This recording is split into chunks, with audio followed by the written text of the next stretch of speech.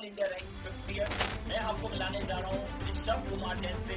तबीयत खराब हुई, बीच में पढ़ने का मन नहीं कर रहा भाई। ऐसा फील आता था बुक्स को फेंक दे, सब पेरेंट्स के लिए चल रहे हैं। दोस्तों मैंने सेकंड नंबर पे रखा है, बट फर्स्ट नंबर पे प्रायोरिटी पे हमेशा पेरेंट्स ही रहेगा। गुड इवनिंग गाइस, कैसे हैं आप लोग। तो मैं आज आपके साथ आया हूँ एक पॉडकास्ट करने अपने एक खास स्टूडेंट के साथ, जिसने अपना सीए फाउंडेशन फर्स्ट अटेम्प्ट में किया, सीए इंटर भी फर्स्ट अटेम्प्ट में किया, और वहां खाली सीए अटेम्प्ट फर्स्ट अटेम्प्ट में नहीं किया, साथ में वो लेके आए अपनी ऑल इंडिया रैंक 50th। मैं आपको मिलाने जा रहा हूँ ऋषभ कुमार जैन से। कैसे हैं ऋषभ? सर मैं बहुत बढ़िया। अपने बारे में सर, अपने बारे में बताओ सर, क्या आप, कैसे आपने पूरा अचीव किया, कहाँ से आप बिलोंग करते हैं, अपने बारे में कुछ बताओ। अपने जितने भी हमारे दर्शक हैं वो ये जानना चाहते हैं कि भाई ऋषभ कुमार जैन कौन है और उसने ये सीए के बारे में कैसे सोचा। सर जैसे आपने इंट्रोड्यूस किया कि मैंने सीए इंटरमीडिएट मेरा ऑल इंडिया रैंक 50 साथ क्लोज किया है। सर मैं डिस्ट्रिक्ट जिंद हरियाणा से बिलोंग करता हूँ। बेसिकली ये एक बैकवर्ड एरिया तो मैं नहीं कहूँगा, यहाँ पे एक काफ़ी वेल डेवलप्ड एरिया है ये। यहाँ पे सर बेसिकली क्या होता है कि जो ज़्यादातर बच्चे हैं अपने इंजीनियरिंग के लिए, डॉक्टर के लिए जाते हैं, बट मैंने एक अलग अलग लाइन को चूज़ किया था। मैंने सीए के लिए चूज़ किया था, जिसकी जर्नी मैंने दिल्ली से स्टार्ट की थी। वहाँ पे क्या होता है कि जो सीए की क्लासेस होती है वो अवेलेबल नहीं है, या फिर इतने बड़े मास लेवल पे अवेलेबल नहीं है जो दिल्ली में अवेलेबल है। मैंने तभी सर 2023 में जब मेरे 12th के एग्जाम हुए थे, उसके बाद ही मैंने तुरंत बाद, मतलब अबाउट 10 दिन का गैप लेके मैंने फाउंडेशन जर्नी मेरी शुरू कर दी थी। मैंने फाउंडेशन मेरा फर्स्ट अटेम्प्ट क्लियर किया। 2024 जनवरी में रिजल्ट आया था मेरा। देन उसके कुछ दिनों बाद ही मैंने, मतलब 5 से 10 दिन का ब्रेक लेके मेरे इंटरमीडिएट का शुरू कर दिया था, जिसका रिजल्ट आज ही आया है। आज 4 मार्च को मैंने ऑल इंडिया रैंक 50 साथ क्लोज किया इसको। तो आपकी फैमिली में और भी कोई सीए है या किसी ने पहले सीए किया हो? नहीं सर, मेरी फैमिली में डॉक्टर है, इंजीनियर है, बट सीए कोई भी नहीं है। एक ही चीज की कमी थी मतलब। तो मतलब सीए बनना एक अपने आप में एक अलग एक्सपीरियंस होने वाला है। जल्दी आप सीए बनने वाले ही हैं, क्योंकि अब आपने सीए इंटर कर ही लिया है। हाँ सर। तो अब सीए फाइनलिस्ट बन गए हैं और सीए फाइनलिस्ट में आपको आर्टिकलशिप करनी है, बिग फोर में जाना है। तो मतलब एक अलग, मुझे लगता है कि सेंस ऑफ अचीवमेंट होगा माइंड में कि भाई मैं कहाँ पर पहुंचने वाला हूँ। अब तो फैमिली को कैसा लग रहा है, मतलब पेरेंट्स कैसे रिएक्ट किया? जैसे जैसे रिजल्ट आया ना भाई, तो पेरेंट्स ने कैसे रिएक्ट किया? सर जैसे फैमिली को पहले से पता था कि 4 मार्च को रिजल्ट आ रहे हैं, तो सुबह से कॉल तो आ ही रही थी कि भाई रिजल्ट कैसा रहा कैसा रहा। मैंने कहा एक बार आने तो दो, बता दूंगा कैसा रहा। और दे आर आल्सो हाँ वेरी सर, वो एक्साइटेड। बहुत ज्यादा एक्साइटेड थे। अच्छा, किन लोगों के फोन आए थे? मतलब फोन किन कह रहे थे? सर सुबह तो मम्मी पापा को भी पता हाँ। था, देन उसके बाद तो सबको पता चल गया था उसके बारे में। तो सर जैसे 11 बजे अप्रोक्स 11 बजे रिजल्ट आया, उस टाइम तो बेसिकली मैं सो रहा था। मैं हेडक पे मारे सो गया, भाई सो जा, रिजल्ट आया जब देखी जाएगी। तो सब दोस्त चिल्लाए एकदम रूम में कि भाई रिजल्ट आ तो गया। आप अभी यहाँ पे जा रहे हो, आप हॉस्टल वगैरह में रह रहे हो अभी? हाँ सर, मैं पीजी में रह रहा हूँ अभी, लक्ष्मी नगर में। ओके। हाँ सर, तो जैसे रिजल्ट आया तब दोस्त चिल्लाया एकदम से। मैंने कहा भाई रिजल्ट देखने दे, पर मैं भी चिल्लाऊंगा, बट एक बार रिजल्ट देखने दे मेरे को। तो सर जैसे रिजल्ट देखा, मैंने पहले तो मम्मी को कॉल किया कि भाई एफर्ट तो उनके लिए चल रहे हैं, सभी जो भी चल रहे हैं, पहले उनको बताना बनता था दोस्तों पेरेंट्स को। आर द बेस्ट हाँ सर, इंस्पिरेशन, मुझे लगता है उनके बिना तो कुछ है ही नहीं। हाँ सर, जो उसमें उनके टोटली बिना कुछ एफर्ट है चल रहे हैं लाइफ में सिर्फ पेरेंट्स के लिए चल रहे हैं। दोस्तों को मैंने सेकंड नंबर पे रखा है, बट फर्स्ट नंबर तो प्रायोरिटी पे हमेशा पेरेंट्स ही रहेगा। नहीं। डेफिनेटली हाँ वही सर। हमारे रहने भी मेन चाहिए। Source of energy, source of motivation वही लोग हैं हमारे।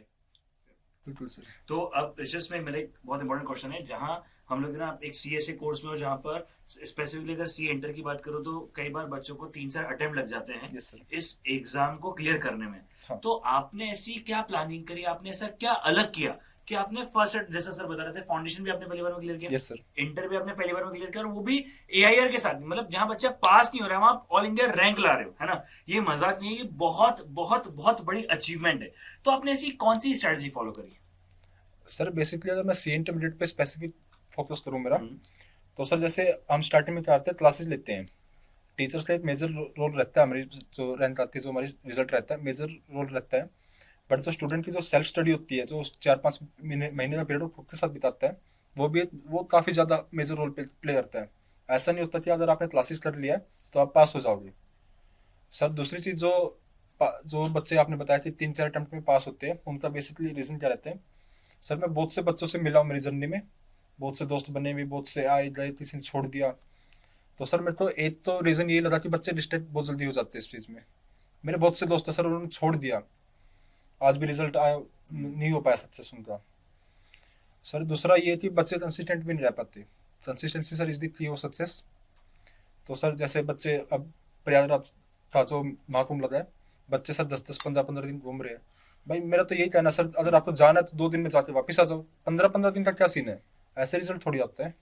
इसमें एक मेरा पॉइंट है कि मैं हमेशा मानता हूँ, इतने टाइम से मैं पढ़ा रहा हूँ यहाँ पर, सीए फाइनल, सीए इंटर, जो टीचर का रोल है ना वो सिर्फ 2% है। 98% जो रोल है ना पूरे स्टूडेंट का ही है। भले ही वहां पर हम सबको एक जैसी कोचिंग दे रहे हैं, जो भी फैकल्टी पढ़ा रहा है भाई वो सबको सेम एक जैसा पढ़ा रहा है। कोई ऐसा तो नहीं कह रहा कि रैंक होल्डर के लिए अलग पढ़ा रहा है या जो वहां पर फेल हो रहा है उसके लिए अलग पढ़ा रहा है, नहीं। टीचर तो अपना स्प्रेड कर रहा है, अपनी नॉलेज को इक्वल लेवल पे स्प्रेड कर रहा है। तो मुझे लगता है कि 2% रोल है सिर्फ उसका, और 98% रोल है स्टूडेंट का। वो क्लासेस लेने के बाद कैसे उसको परफॉर्म करता है, किस तरह से रिवीजन करता है, कितने वहां पर वो रिवीजन कर रहा है, कैसे टेस्ट दे रहा है, किस तरह से वहां पर अपने लास्ट रिवीजन कर रहा है। तो वो एक बहुत बड़ा रोल परफॉर्म करते हैं अपने बोथ ग्रुप में, सिंगल ग्रुप में या रैंक में। कोई भी चीज अगर हम लेके आ रहे हैं तो मतलब हमारे लिए ये बेस्ट पार्ट है कि वो स्टूडेंट का रोल है। मेरा ये हमेशा मानना है, भले ही हम कितना भी रैंक दिखाएं, कोई भी कितनी भी हमारी रैंक आने वाली है, बट मुझे लगता है कि जो पूरा 100% रोल है वो स्टूडेंट का है, उसकी फैमिली का, उसके पेरेंट्स का है, जिन्होंने उसके लिए ये सारी मेहनत की है, रात दिन जगे हैं।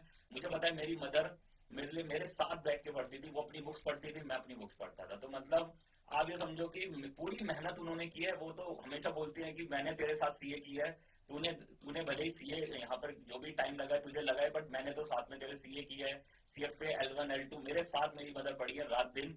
जब भी मैं पढ़ा हूँ मेरे साथ बैठ जाती थी मेरी टेबल पे, वो अपनी बुक्स पढ़ती थी, वो अपनी रिलीजियस बुक पढ़ती थी, मैं अपनी कोर्स की बुक पढ़ता था। तो आपका कैसा एक्सपीरियंस है अपने पेरेंट्स के साथ, किस तरह से उन्होंने आपके लिए वहां पर पूरा एफर्ट किया, और उस एफर्ट्स को आप सबके साथ शेयर करें और वो वहां पर ये सब लोग जान पाए कि भाई पेरेंट्स का कितना बड़ा रोल है हमारी पूरी सक्सेस के अंदर। सर जैसे कि आपने बताया कि जो टीचर का रोल है 2% रहता है, सर मैं थोड़ा सा थ्रेट करना चाहूँगा। मेरी लाइफ में तो सर पर्सनली 20 से 25% तो टीचर ने रोल एक मेजर प्ले किया है, ठीक है सर। उसके बाद बेसिकली ये आता है कि जो स्टूडेंट एफर्ट डालता है, अपने जो 4-5 महीने स्टडी पीरियड मिलता है, वो सबसे ज़्यादा इंपॉर्टेंट होते हैं। अगर वहाँ पे आपने स्टोर कर दिया ना, वहाँ पे जैसे आपने कहा, मैं आपको रोकना चाहूंगा, सॉरी फॉर दैट, बट आपने जो बोला इंपॉर्टेंट होता है, तो आप उसको क्वांटिफाई करो। इंपॉर्टेंट मतलब क्या, आपने कितना पढ़ा, कैसे पढ़ा, टीचर के पढ़ाई हुई चीजों को आपने रिवाइज किया या खुद के नोट से रिवाइज किया, बुक से रिवाइज किया, उसको थोड़ा सा और बताओ। क्योंकि आपने कहा ना मेजरली वही होता है।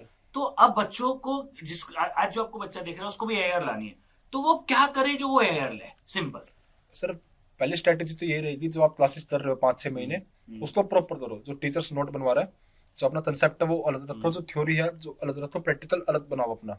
सबसे पहली स्ट्रेटेजी तो यही है कि भाई बाद में ये नहीं होता कि हम 3-3 बुक्स में घूमे जा रहे, भाई कंसेप्ट ही मिल रहा हमें। हमारी चीज पहले तो सभी बुक्स एक जगह होनी चाहिए, इकट्ठा होनी चाहिए, कंसल्टेशन होना हाँ चाहिए। कंसल्टेशन होना चाहिए। हमारा जो भी हमें मटेरियल पढ़ना है वो मेरी ऑन द टेबल होना चाहिए। हाँ सर, मुझे इसमें से पढ़ना है बस, हाँ सर, कंफर्म होना चाहिए, ना फिर अदर बुक्स ना फिर इधर की बुक। हाँ सर। सर बच्चे मेजरली गलती क्या करते हैं, वो अपनी जर्नी के दौरान 3-4 टीचर को, एक सब्जेक्ट के लिए 3-4 टीचर को फॉलो करते हैं। ये सबसे बड़ा ब्लंडर है यहाँ पे, यस, जो मैंने स्टूडेंट्स देखे यहाँ पे।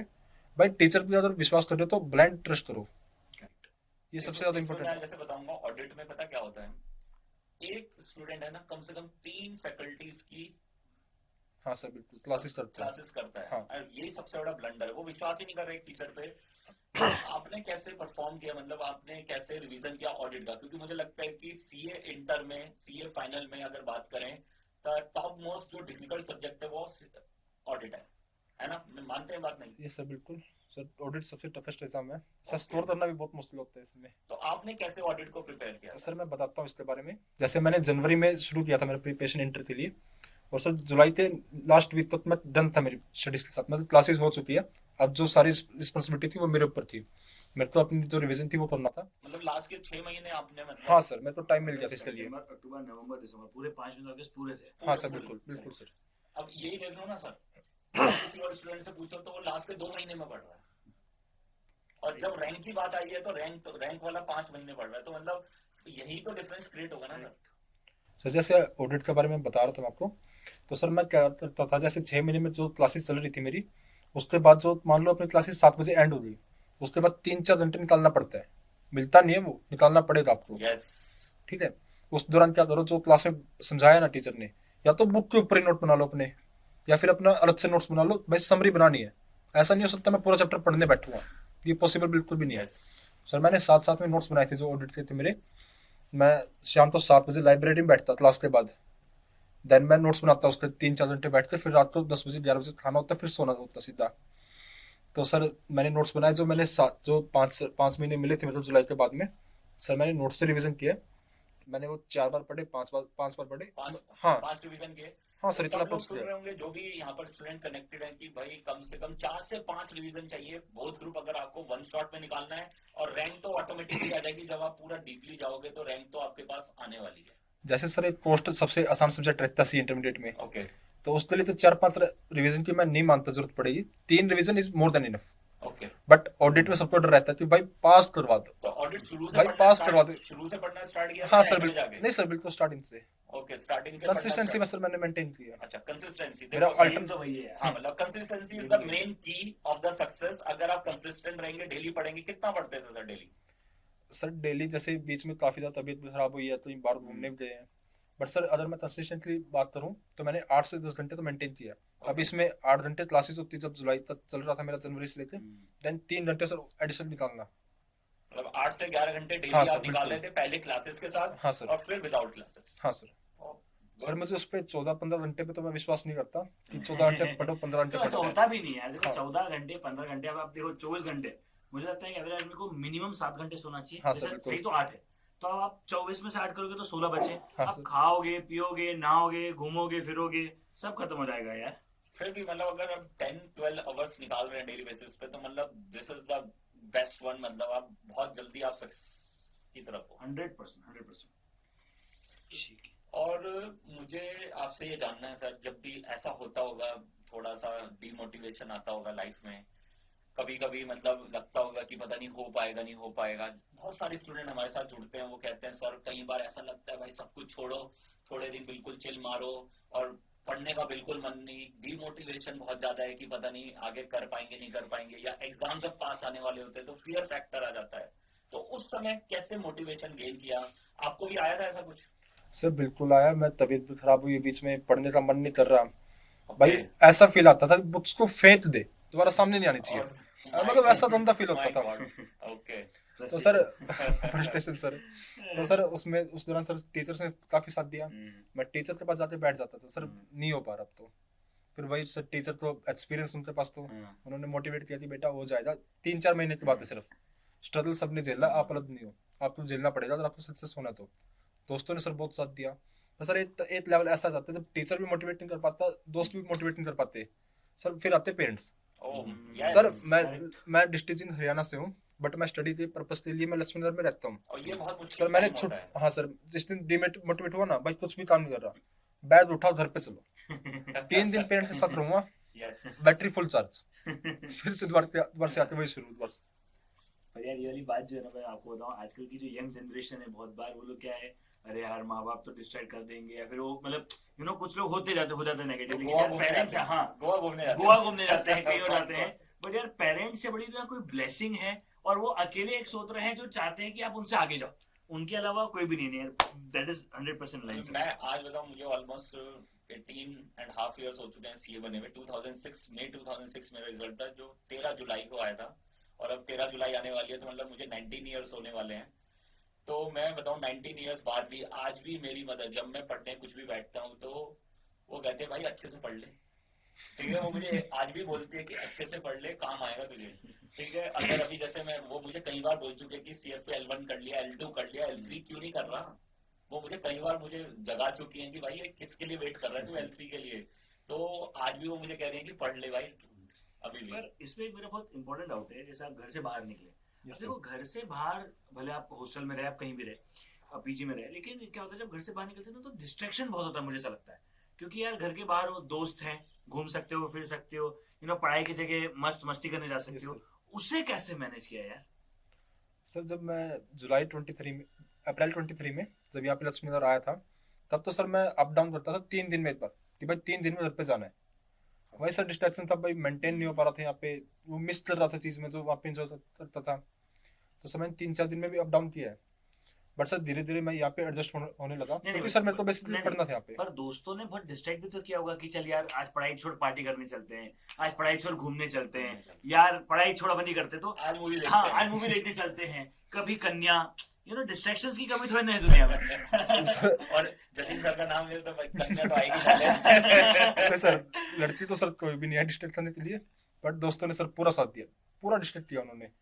तो बट सर वही होता था कि भाई हाँ। संभाल लो अपने आप को, मैंने तो- दोस्तों को बोल हाँ, दिया था जब मैं आपसे पर्सनली पूछा था तो आपने मुझे बताया था कि मेरे फ्रेंड्स को मेरे से ज्यादा भरोसा था मेरी रैंक। हाँ यहाँ पर एक सर सही दोस्त भी ढूंढने कई का लेवल तरीका पे होते हैं ना, हम्म। अब कोई डिस्ट्रैक्ट कर रहा है, कोई मोटिवेट कर रहा है।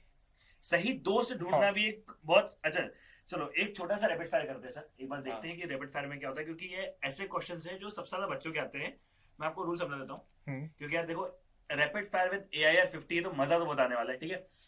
आपको एकदम वन वर्ड में आंसर देना है, यस सर, ठीक है। एक्सप्लेनेशन की कोई जरूरत नहीं है, श्योर। सिंपल तरीके से कि आपने कितना किया, क्या किया, कैसे किया, ठीक Yes, है, sir. बस दैट्स इट, ठीक है। आपने एवरेज हर सब्जेक्ट के कितने नंबर ऑफ टेस्ट दिए होंगे? सर मैंने 4 टेस्ट दिए लगभग।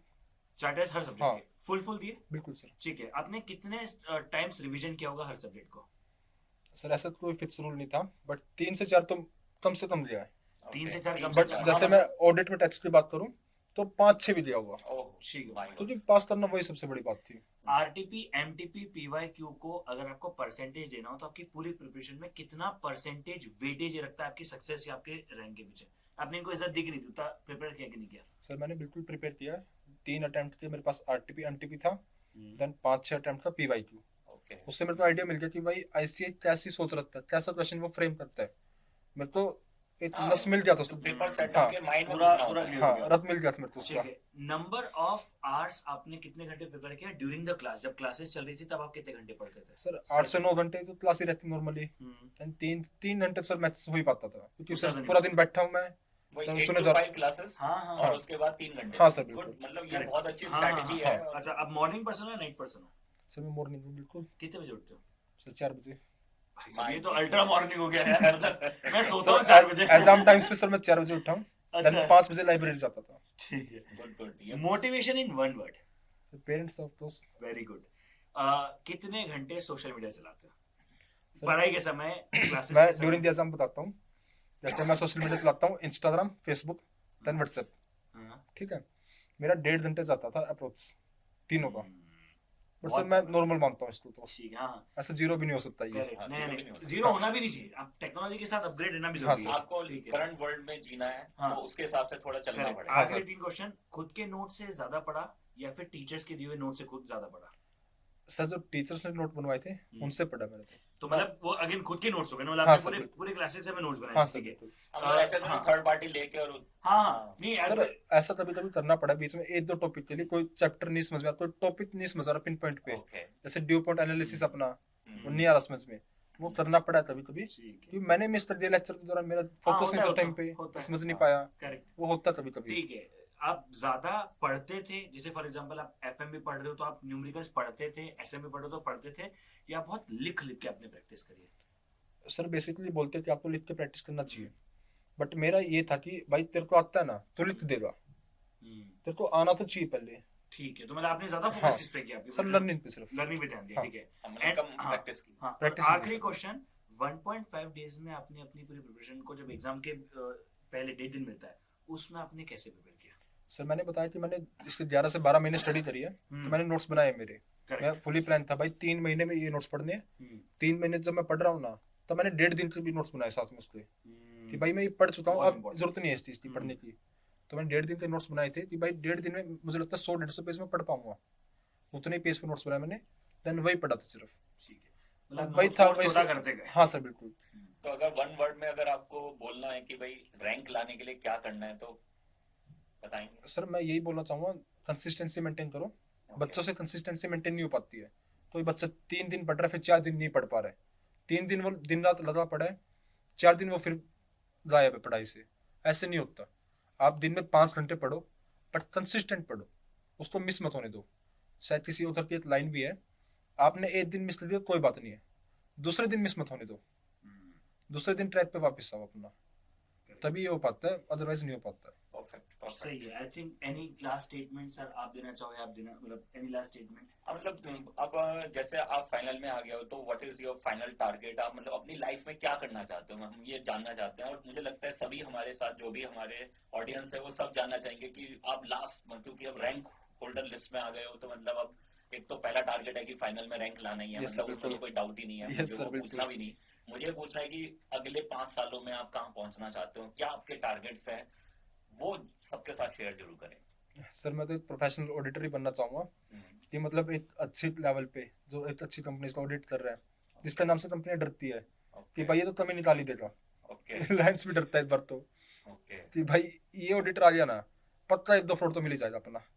मुझे उस लेवल पे जाना है। पूरा फॉरेंसिक ऑडिट हाँ की सर, तरह बिल्कुल करने वाले हैं, मतलब बिल्कुल सर। बहुत सही, बहुत सही है। तो सही अब मतलब बच्चों के लिए बहुत इन्फॉर्मेटिव रहा होगा, बहुत कुछ सीखने को मिला होगा। और एक लास्ट सिर्फ मैं जोड़ना चाहूंगा कि जो भाई ने कहा है वो आप में, आपको देखो ऐसी कुछ नहीं है कि जो आपको नहीं पता होगा, लेकिन ओनली थिंग इज कि भाई ने जो फॉलो किया ना, मतलब देखो सुन के आप सक्सेस नहीं होगी, लेकिन फॉलो करके आप जरूर सक्सेसफुल बन सकते हो। तो यार भाई की बातों को 100% सुनो, समझो और अब इम्प्लीमेंट करो, है ना। कब तक सिर्फ सुनोगे, सीखो। और अब समय आ चुका है भाई फोड़ने का, तो लेट्स थिंक यार अब अगला एआईआर आप जो देख रहे हो उनमें से कोई आना उनमें से चाहिए। ही आना चाहिए। So many congratulations again again to again thank you sir. Rishabh.